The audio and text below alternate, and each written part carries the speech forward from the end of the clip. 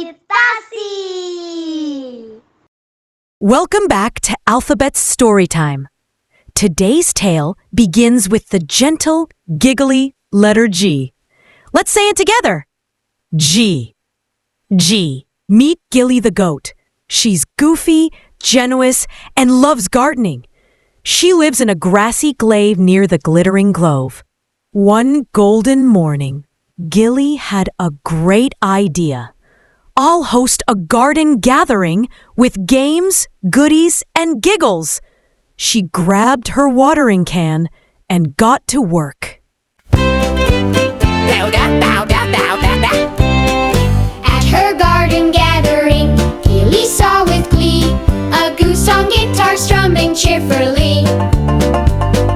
Grapes on a vine that giggled all day, and a giraffe juggling game pieces in a silly way.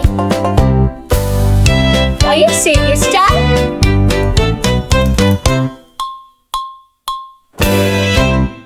Then came the garden feast, full of guava juice, gingerbread, and giggles galore. Everyone gathered around and sang, G is for goat, garden, and goodness. What a great garden gathering! Gilly the goat showed us how joyful the letter G can be.